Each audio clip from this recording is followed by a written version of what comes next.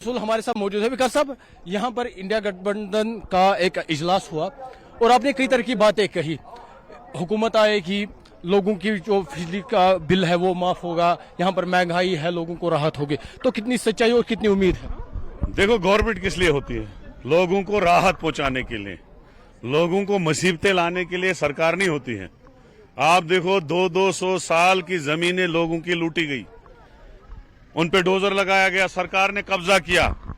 जिसको 500 रुपए का बिल आता था उसको आज आ रहा है 4-4, 5-5, 3-3 हजार का बिल आता है बिजली का। लुक्षा मारें जोन में मारें माच बेरोजगारी वुच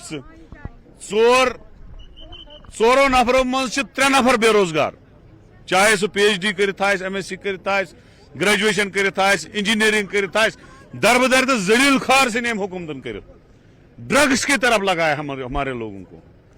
इस वक्त जम्मू कश्मीर की हालात जो है बड़ी बुरी है। जो नेशनल सर्वे है उसमें पहले नंबर पे हरियाणा है, दूसरे पे जम्मू कश्मीर है। लेकिन जम्मू कश्मीर पहले नंबर पे है। हरियाणा में जमींदारी बहुत है, वहां काम है, वहां इंडस्ट्रियां है। अगर दरबदर है वो जम्मू कश्मीर के नौजवान है, हमारी बच्चियां हैं।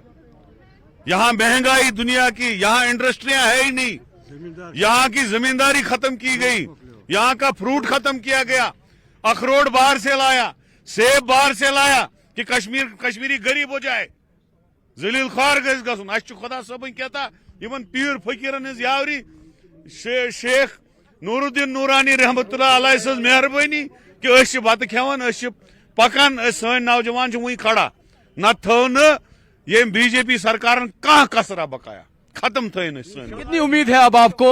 आप जीत दर्ज करेंगे, इंडिया अलायंस कामयाब होगा? जनाब, 6 की 6 इंडिया अलायंस ने जीती है।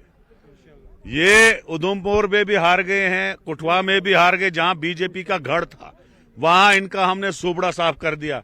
कश्मीर की 3 तो है ही इंडिया अलायंस को, लद्दाख लेके हम 6 की 6 जीतेंगे और हिंदुस्तान में भी इंडिया अलायंस की सरकार बनेगी।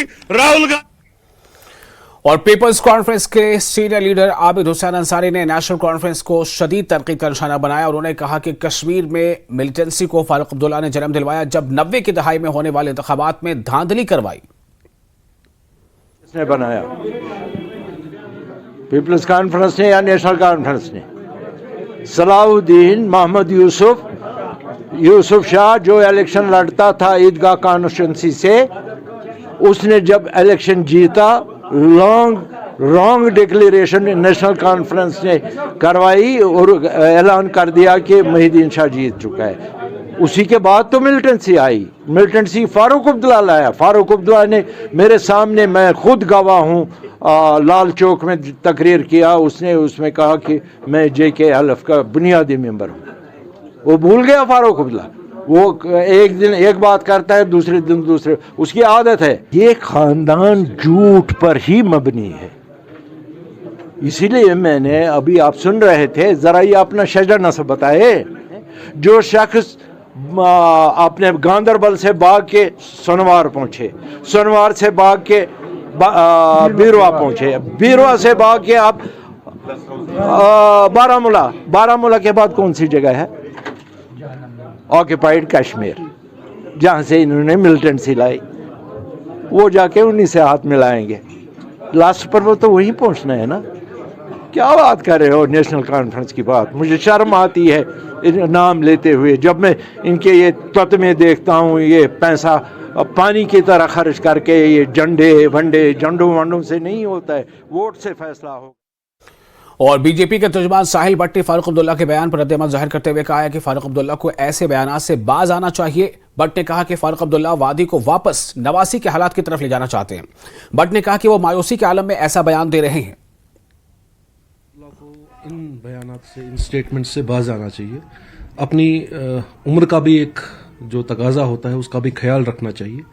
टाइम टू टाइम देखिए, इलेक्शन का माहौल है, इलेक्शन का टाइम है, और इस इलेक्शन के टाइम में भी अगर इस तरह की बातें, इस तरह के स्टेटमेंट उनकी तरफ से आते हैं तो कंडेमनेबल स्टेटमेंट है। हम परसों भी एक स्टेटमेंट उन्होंने दिया जहाद और शहादत के लिए। तो उनकी हिस्ट्री रही है that they miserably fail to deliver peace in the land of Jammu and Kashmir. आजकल जो उनको माहौल यहाँ पर पीसफुली नजर आ रहा है, और ایک جو ان کا 7% کا الیکشن کی جو پولنگ ہوتی تھی، آج جب ان کو نظر آ رہا ہے کہ یہ 7% سے 70% ہو جائے گی، تو ان کی ایک فرسٹریشن بول رہی ہے، اور کہیں نہ کہیں میں سمجھتا ہوں کہ وہ واپس 89 کی اور جو ہے کشمیر کو دھکیلنے کی کوشش کر رہے ہیں. اسی طرح اس طرح کے اسٹیٹمنٹ دیے جا رہے ہیں، اور